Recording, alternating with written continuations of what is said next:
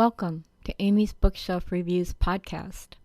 I'm Amy Shannon, but you can call me Amy. Thank you for listening. Hello and welcome, and I hope all is well with you. I'm Amy, and today I am talking about author Jeremy James Smith's book, Holtgart, Holtgart, and I'm hoping I'm pronouncing that correctly. His book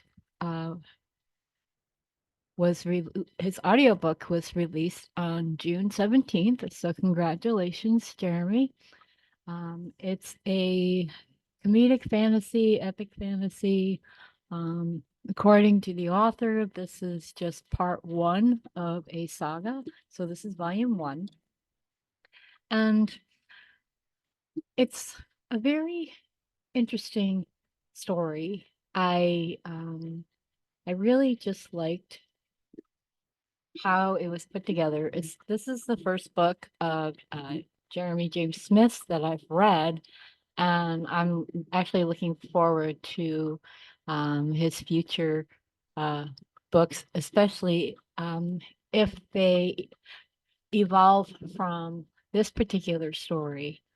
Um, in my review, I gave it 5 stars, and I wrote in Holtgart, the reader's introduced to Angus, a virtual invisible nobody in his community of dwarves whose fate takes a turn for the better and gives him fame. Eventually, he keeps having to always prove his worth, at least to himself. Um, and like Angus has to go through a lot of things such as battles, war, defending people.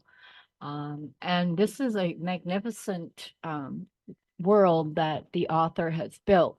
And I really like Angus, and he could be any type of creature, any type of fantasy character, creature, being, and he's also has a lot of human qualities, such as he doubts himself. He looks at himself as a nobody. He could walk down the street and nobody would even notice that he was there. He believes he's that type of dwarf, and then when he has something that makes him visible, he thinks he has to keep doing that. So I really enjoyed this story, and I am. It also it's in print and it's an audiobook. And I read the print book and I listened to the audiobook. Um, so either way, one thing I do find that's interesting is that, you know, I look at audiobooks and print books as a reviewer as two separate reviews, because I'm not just um, reviewing in audiobooks the content and the author's writing ability and things like that and character development, but I am also listening to the quality of the audiobook itself, the narration, things like that. So, those are things to look at. And if you do review an audiobook, those are some of the questions that they ask when you're going on like audible.com to review your book. And the best part of the audiobooks is that in order to write a review, you have to listen to the entire book. You can listen to it on whatever speed you want, however you can keep up with the story, but you have to listen to the entire book. And then it will allow you to post your review. And I recommend anytime you listen to a book, you read a book, post a review, even if it's a book you've happened to find it and it's a book from an author who's no longer alive, those reviews, they are a selling point for authors. So, the one thing I wanted to do also in discussing Jeremy's book is that it's so interesting how many I've read so many fantasy books.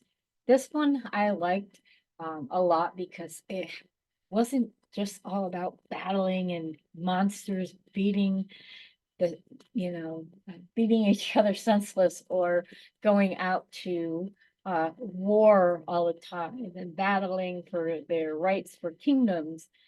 This was just, there was a humor to the story. I think that makes it's not such a heavy story.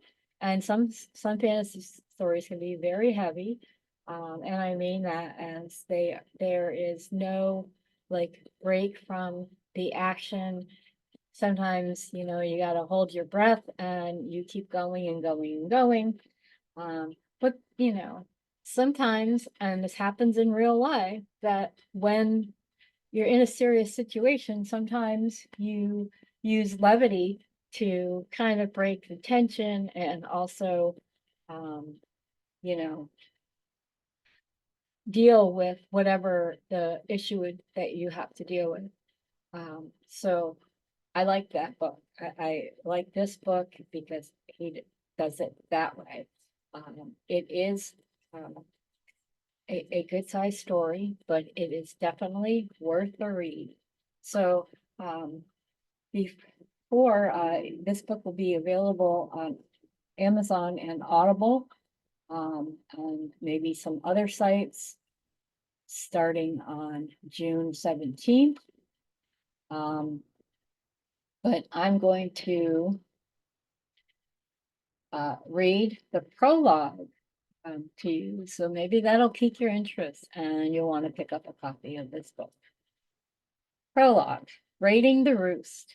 In granite stone we place our trust as we tunnel through the crust, one errant rock nigh, trade our crew, yet patience load us to break through. Argent Origins. And that's a quote.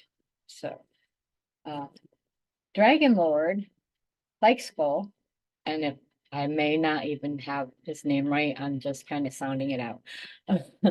Paced through the cavern, searching for the source of the sound that disturbed his long slumber, finding it only a single fist-sized rock calved from the solid stone on the wall on the north side of the chamber.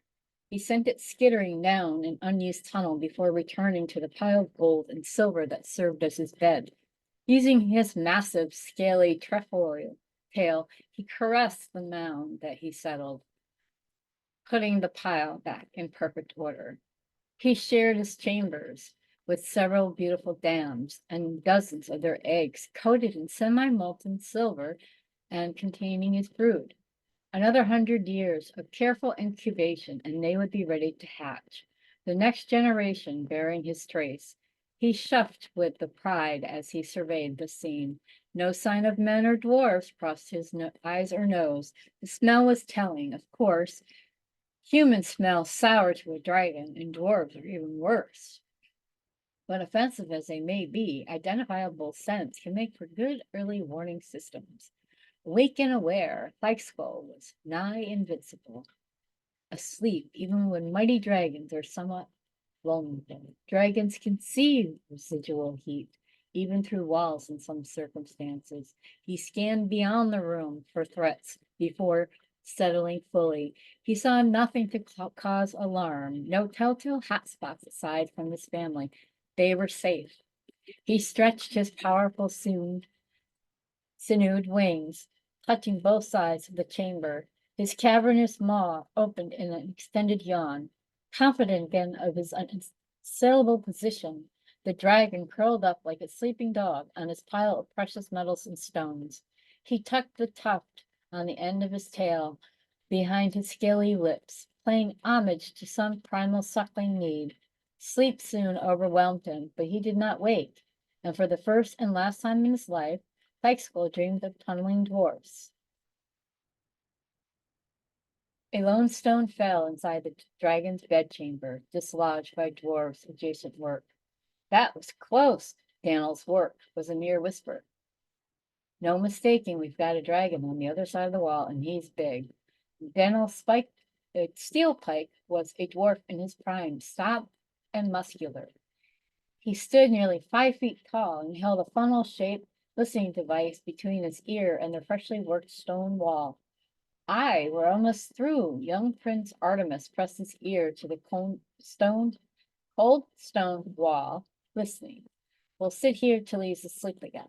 One impertinent pebble nearly derailed years of drilling and tunneling. Achingly, slowly process again. The diggers masked their presence from the dragon, constantly splashing from the spring on the walls in front of them and around them. Cool stone made their body heat undetectable. Not much longer now, they would be ready for strike. It was a critical that they came upon a sleeping dragon, as those awake put up much more of a fight. Young Artemis would be there, but would not be the first to take a swing.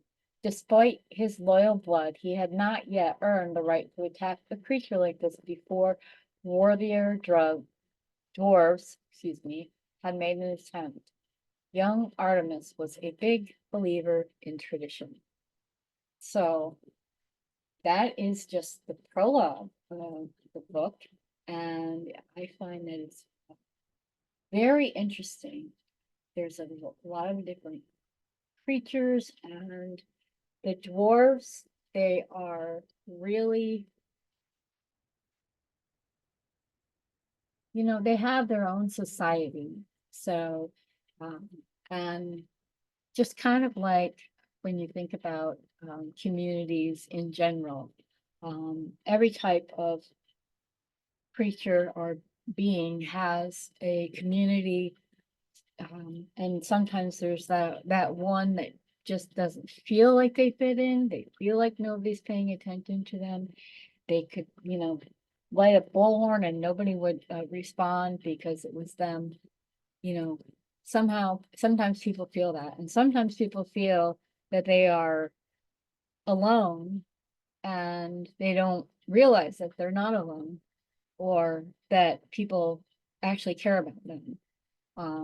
And I think that, the story, it's not, a story that like a fable that has a moral to it, but I think that this is a very relatable story, even though it's not human beings, it's dwarves.